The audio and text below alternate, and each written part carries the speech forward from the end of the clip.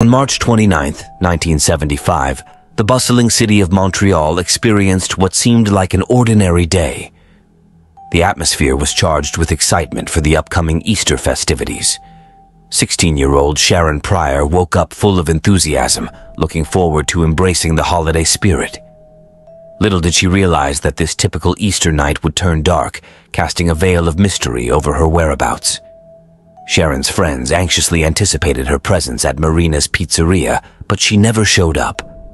As time passed, her absence raised numerous questions and instilled fear in the community. The disappearance of Sharon Pryor that evening remains a haunting enigma. Was it a tragic twist of fate or a sinister deed? Let us delve into the mysterious vanishing of Sharon Pryor, a lively 16-year-old girl who disappeared on that fateful evening in 1975. Montreal, a bustling city in Canada situated along the St. Lawrence River, enchants with its fusion of historical allure and contemporary vigor. Boasting a population of over 1.7 million individuals, this cosmopolitan hub embraces diversity and revels in its multicultural essence. The coexistence of French and English languages harmonizes beautifully, adorning the city with a bilingual mosaic. From the enchanting architecture of Old Montreal to the lively districts of Plateau Mont-Royal and Mile End, each corner pulsates with a lively spirit. And against this vibrant backdrop unfolds the enigmatic tale of Sharon Pryor. Born on a frosty day on February 9, 1959, in the dynamic city of Montreal, Canada, Sharon Kim Pryor entered the world. Her parents, Yvonne and George Pryor, were overjoyed at the arrival of their first child. Yvonne, hailing from England, had relocated with her family to settle in Pointe-Saint-Charles, colloquially known as The Point, a neighborhood in the borough of Le Sud-Ouest in Montreal, Quebec, Canada. It was here that she crossed paths with George, a devoted member of the Canadian Armed Forces. Despite his unwavering dedication to his responsibilities, love unexpectedly entered the picture, leading to a blossoming romance that culminated in marriage. Yvonne and George were ecstatic as they eagerly anticipated the arrival of their first child. The joy of their union reached its peak on Sharon's birthday when they welcomed a beautiful baby girl into their lives. Sharon's innocent countenance and beaming smile brought boundless joy to her parents' hearts. However, fate had more surprises in store for the Pryor family. Just a day before Sharon's second birthday, on February 8, 1961, Yvonne gave birth to twin sisters, Doreen and Maureen. In Sharon's eyes, they were the most precious birthday gifts she could have ever received. Life's unpredictable nature soon revealed itself, as in 1962, George received transfer orders that would relocate the family from Pointe-Saint-Charles to Manitoba. In their new environment, the Pryor family welcomed their youngest member, George Jr. Yet even the strongest bonds can sometimes falter, and in 1965, Yvonne and George made the difficult decision to part ways. Yvonne, now a resilient single mother, made the heartfelt choice to return to her cherished Pointe-Saint-Charles. During their teenage years, Sharon found solace in the company of a young man named John. Their love story had a touch of fate, as John had secretly admired Sharon since 4th grade. As time went by, their friendship grew deeper and blossomed into a profound romance. Sharon also had a close group of friends. Whether they were exploring the streets of Pointe-Saint-Charles, uncovering hidden gems, or gathering at their favorite hangout spot for carefree conversations, their bond was unbreakable. Throughout it all, Sharon remained grounded and grateful for her mother, Yvonne, who selflessly dedicated herself to her children's well-being. Sharon acknowledged the sacrifices her mother had made and cherished the unwavering love and guidance she received. On the eve of Easter, Saturday, March 29, 1975, 16-year-old Sharon Pryor's day unfolded with a sense of anticipation. At 1 p.m., Sharon began her Easter weekend by completing her morning routine, having breakfast, getting ready, and tidying her bed. Meanwhile, her mother Yvonne went out for some last-minute Easter dinner shopping. Sharon's 11-year-old brother, Jojo, and the 4-year-old foster child, Stephen, were excitedly looking forward to the Easter egg hunt. Sharon wanted to make the day extra special for them. With creativity in mind, she decided to make and paint Easter eggs. She boiled 8 eggs and let them cool. At 3 p.m., Yvonne returned home and joined Sharon at the kitchen table, watching her paint the eggs. Sharon asked if the paint would dry in time for the next day. Yvonne suggested painting half of the eggs in the egg cups and finishing the rest later.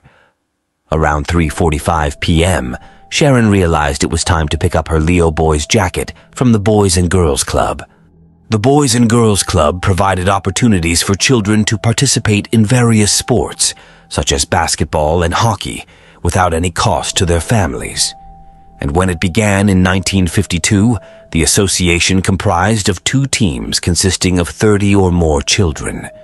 Each child received a green Leo's jacket as a reward for selling raffle tickets. Sharon had sold enough tickets to earn her own jacket. Excitedly, she asked Yvonne if she could bring Stephen along. Yvonne agreed, and they set off. Unfortunately, upon reaching the club, they discovered that they didn't have Sharon's size. Disappointed, she was given a receipt to claim it on another day. She contemplated getting a smaller size for Stephen, as he needed a suitable spring coat. On her way back, she dropped off her friend's jacket and arrived home by 4:15 p.m. Sharon continued painting the remaining Easter eggs. Around 4:30 p.m., the Reverend paid a visit to their home. He greeted them warmly and brought a large box of chocolate turtles for everyone to enjoy. They gathered around the kitchen table, and while Sharon painted, she asked her mom if they had a book about the Easter Bunny to read to Stephen. The Reverend suggested that Sharon share the true story of Easter, and she gladly embraced the opportunity. Between 6 and 7 p.m., Sharon's close friend, who coincidentally lived on the same block, arrived at her house. They had been friends since they were 5 years old and had formed a deep bond over the years. Despite their long-standing friendship, they didn't often spend time together with Sharon's group of friends, likely due to attending different high schools. As Sharon enthusiastically shared her plans to go to Marina's Pizzeria, they engaged in light-hearted banter and playful teasing. Her friend couldn't help but laugh at the amusing sight of Sharon constantly changing her tops and scrutinizing herself in the mirror, striving for that perfect look. Ultimately, after much consideration, Sharon decided to borrow one of her mother's tops, adding a touch of familiarity to her outfit. Marina's Pizzeria, a popular local spot situated at the intersection of Wellington and Ash Avenue, held a special significance within Sharon's social circle.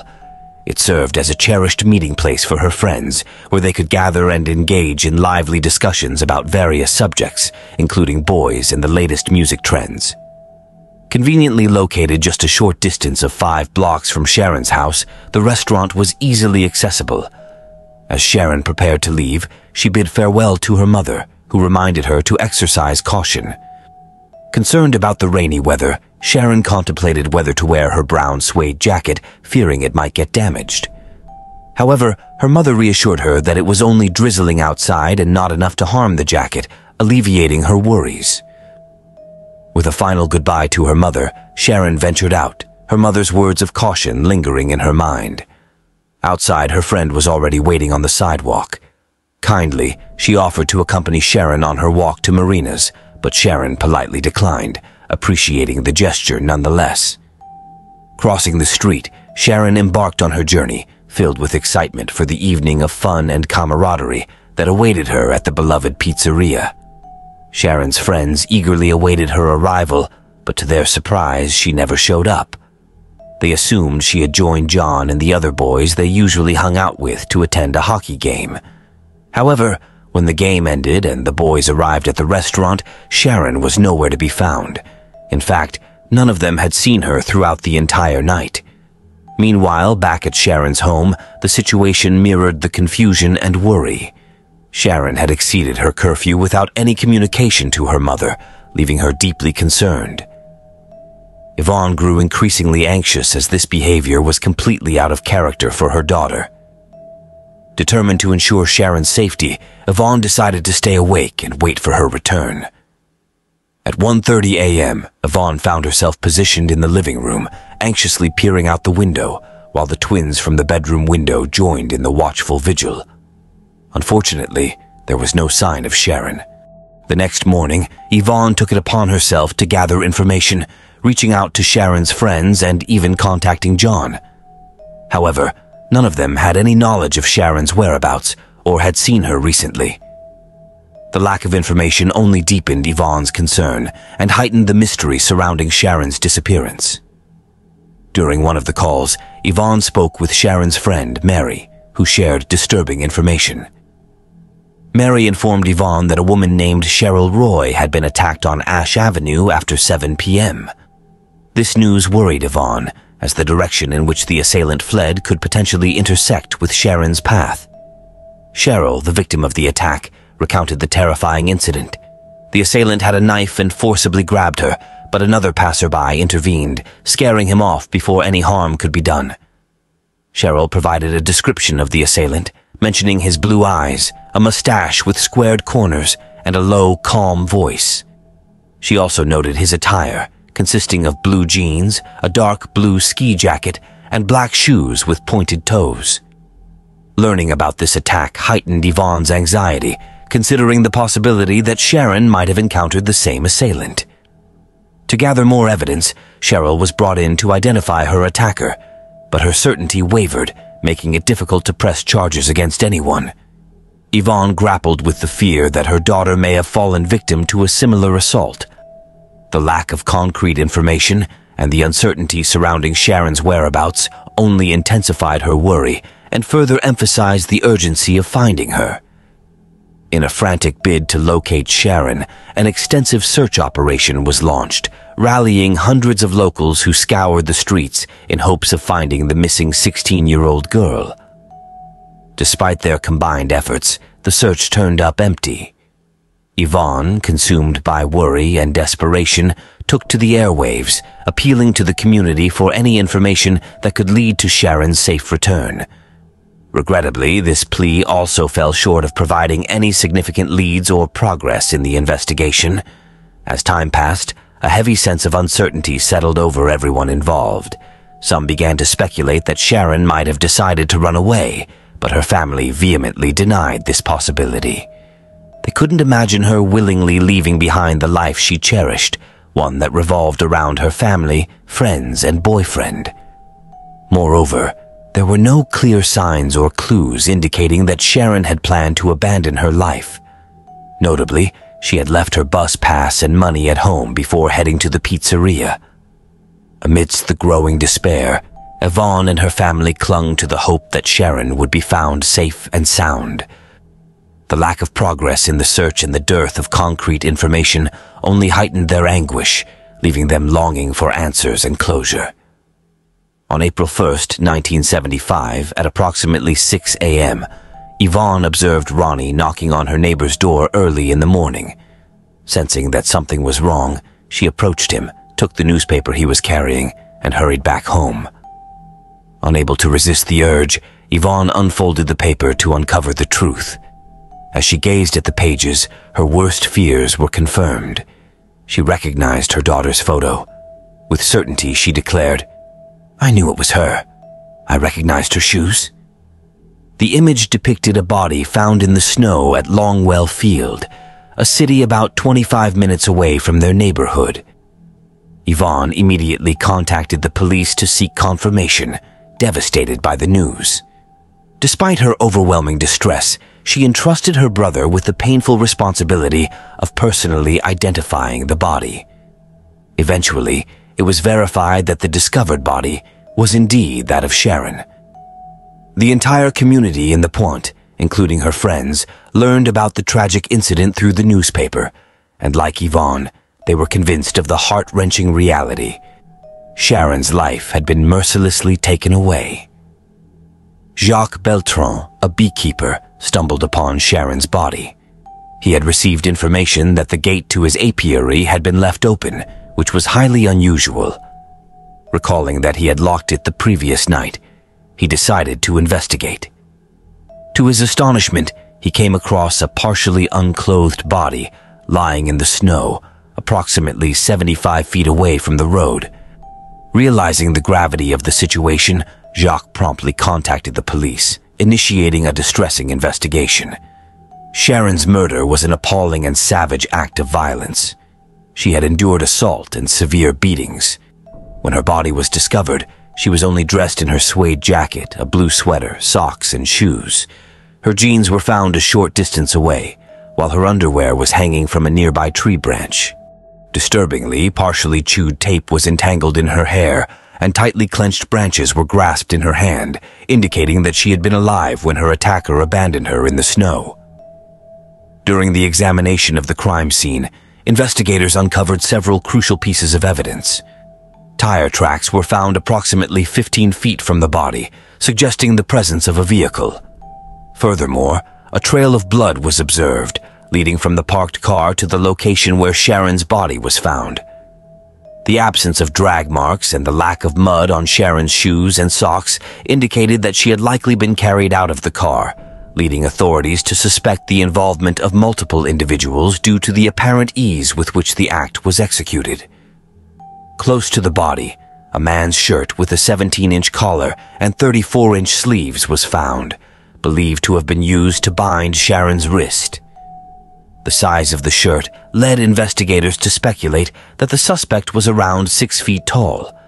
Not far from the crime scene, an imprint of a right shoe, size 8.5, was discovered next to a gate post. The depth of the imprint suggested that the person responsible may have had a heavier build and must have been at least 6 feet tall. Additional evidence included a ring inscribed with the word "Love," a page from an English magazine featuring a young girl, a gun, a car seat cushion, and a receipt for a jacket bearing the name Sharon Pryor. The subsequent autopsy revealed that Sharon had been held captive for several days before her death. The estimated time of her death was approximately 20 hours before her body was found. The coroner's examination revealed a crushed chest, possibly from the killer kneeling on it, resulting in internal bleeding. Sharon had injuries consistent with a pointed object, like a ring, with multiple bruises on her face, fractures on both sides of her jaw, a broken nose, and a hole in her cheek, possibly caused by a loose tooth during the attack.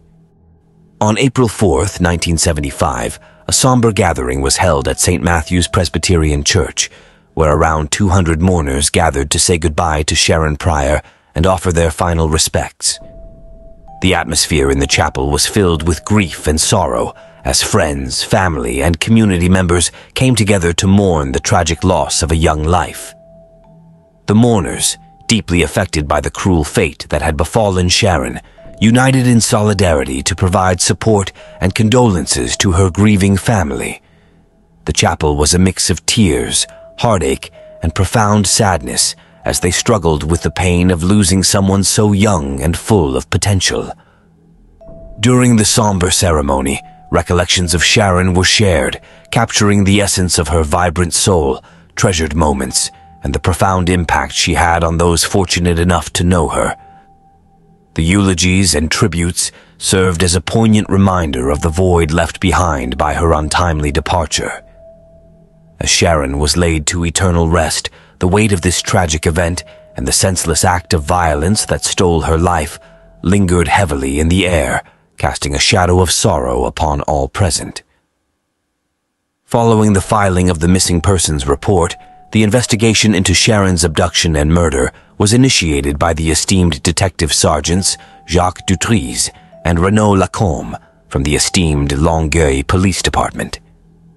These astute detectives developed a theory that the perpetrator had driven their vehicle onto the field, callously discarding Sharon's lifeless body there.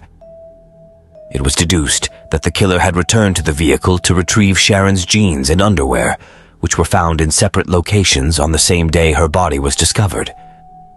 The weightier jeans had fallen to the ground, while the delicate undergarments had found an unlikely resting place on a tree branch. This led the investigators to surmise that the culprit possessed intimate knowledge of the local surroundings, further deepening the mystery. The field where Sharon's life was tragically extinguished belonged to a beekeeper and was typically secured with a padlock. However, fate had intervened, leaving the padlock unfastened, granting the killer unhindered access to drive their truck onto the frozen terrain. Although the vehicle encountered a momentary obstacle in the form of mud, the frozen remnants of this encounter left behind tire tracks that the diligent police hoped would serve as a crucial clue in identifying the perpetrator's vehicle. The remote location of this heinous crime was deliberately chosen, as the field would remain undisturbed until the arrival of late spring, allowing the killer to believe that Sharon's body would remain concealed in the frozen expanse for an extended period. Based on the compelling evidence at hand, the police harbored suspicions of the involvement of multiple individuals in Sharon's abduction and murder. A trail of blood leading from the tire tracks to the location where Sharon's lifeless form had been callously discarded further reinforced their belief. Greg McCrary, a distinguished profiler with a background in FBI investigations, devoted his expertise to unraveling the enigma surrounding the tragic case of Sharon Pryor. Delving into the details, McCrary meticulously crafted a series of deductions regarding the assailant. His astute analysis led him to believe that the culprit was a youthful individual, possibly in his 20s, who likely resided in the vicinity with his parents. Furthermore, McCrary postulated that this nefarious individual had a history of criminal activities, indicating that Sharon's case was not his first transgression. Moreover, McCrary speculated that the same malefactor who targeted Cheryl might be the perpetrator behind Sharon's untimely demise. He elucidated that when criminals enter a predatory state of mind, they are more inclined to take audacious risks, such as orchestrating a subsequent abduction. McCrary dismissed the notion of two separate abductors operating concurrently in the same tranquil, low-crime locale as statistically improbable. Hence, it appeared more plausible that a singular malefactor was responsible for both incidents. The psychological profile also underscored the assailant's intimate knowledge of the area, particularly the disposal site. Given the high-risk nature of these locations, the perpetrator must have been well acquainted with the exit points and selected a familiar, comforting spot. McCrary also discerned telltale signs of sadistic tendencies in the assailant, such as prolonging a victim's captivity for days, aligning with the sadist archetype. Unraveling this behavioral pattern could potentially aid in narrowing down the pool of suspects. McCrary eloquently elucidated the intricate psychology of sadists who possess a penchant for compliant victims within their own social circles. These malevolent individuals, initially cloaked in a facade of charm and amiability, specifically target vulnerable young women. Gradually, their demands escalate as they assert their dominance and eventually descend into degrading and violent behavior. When their usual sources of compliance are no longer accessible, they turn to escorts or individuals known for their peculiar or violent tendencies. And when even that avenue is exhausted, they resort to hunting unsuspecting strangers. Drawing from his astute analysis, McCrary advised the police to focus their investigation on individuals with a history of minor domestic arrests or solicitation, as they may potentially align with the profile of Sharon's remorseless killer. Furthermore, he astutely observed that the assailant who attempted to abduct Cheryl on the street lacked the finesse of interpersonal skills. This indicated that the attacker was aware of his inability to manipulate her through sophisticated deception, thus resorting to violence as a crude substitute. The wounds inflicted upon Sharon's face further suggested that her assailant lacked the necessary expertise to maintain control, resulting in a reliance on brutality. McCrary concluded that, given the apparent abduction by a stranger, the perpetrator would likely be classified as a serial offender. Such heinous acts of serial murder seldom cease of their own accord, necessitating a relentless pursuit through an aggressive investigation to bring the malefactor to justice. The Longueuil Police Department, grappling with the harrowing investigation into Sharon Pryor's brutal murder, harbored grave concerns that her tragic demise might be intertwined with the killings of other innocent girls. One such victim was Norma O'Brien, a tender 12-year-old girl whose lifeless body was discovered in a field near Chateauguay the previous summer. Norma, too, had endured assault and mutilation, succumbing to asphyxiation, mirroring Sharon's fate.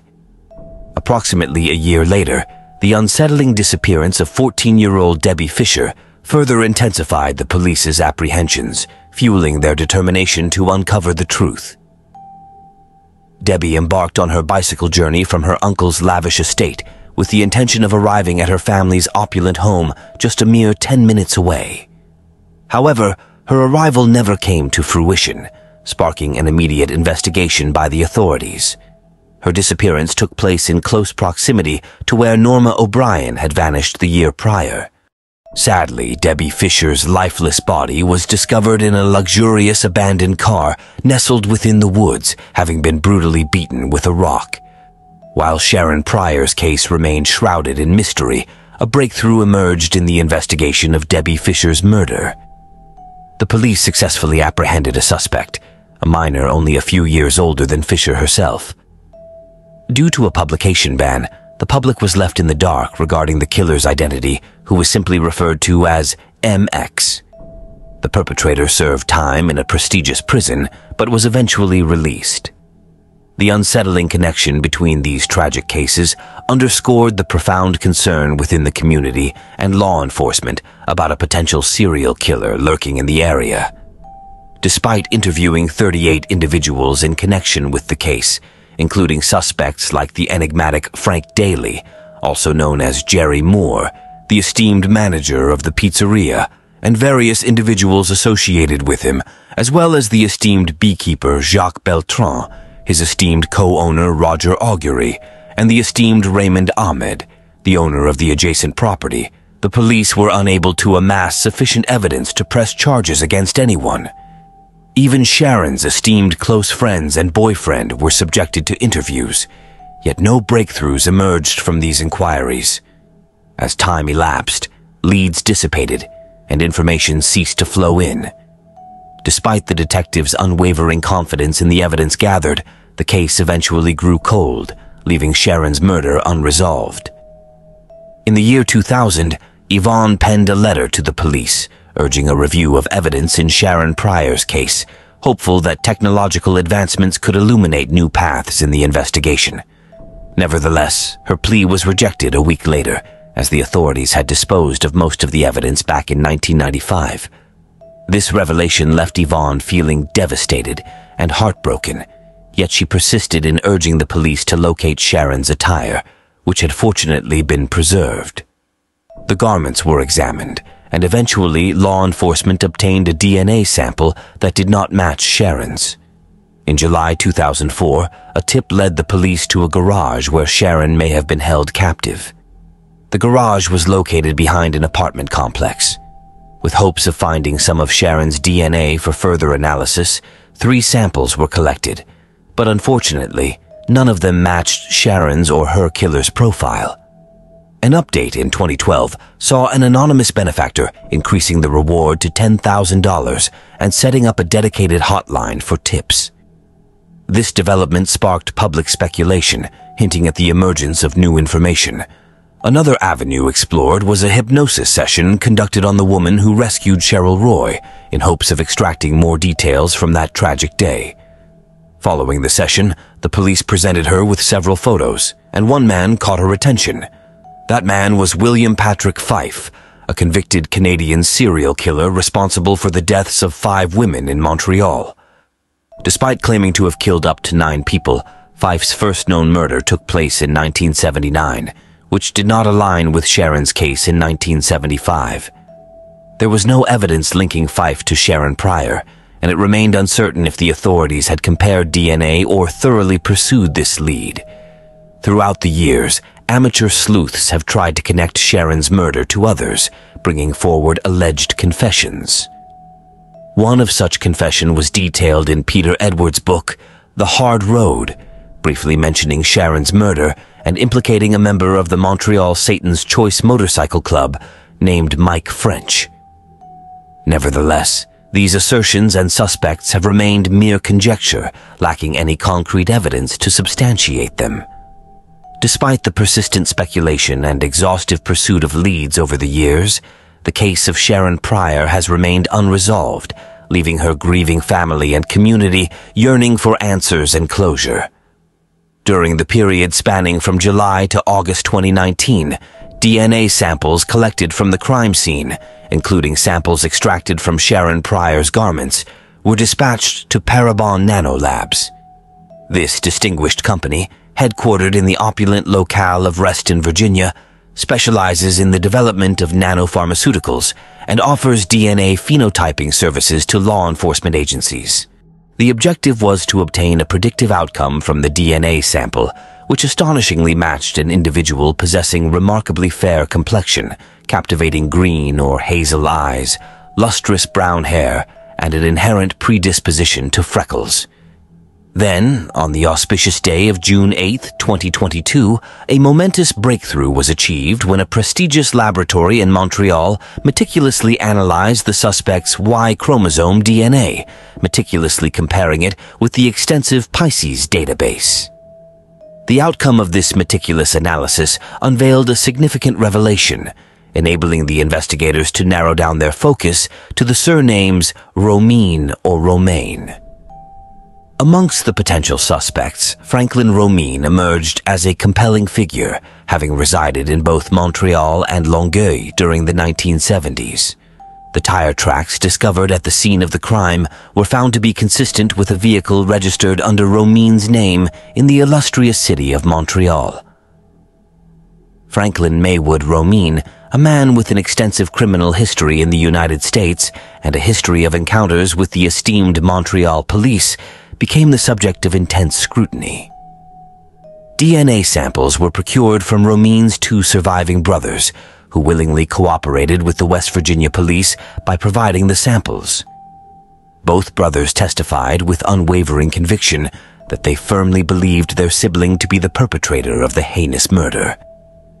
Family photographs portrayed Romine as an imposing figure, towering in stature, adorned with a fiery mane of reddish-brown hair and a distinguished mustache. Regrettably, Romine met his demise in the grandeur of Canada in 1982, finding his final resting place in the serene landscapes of West Virginia.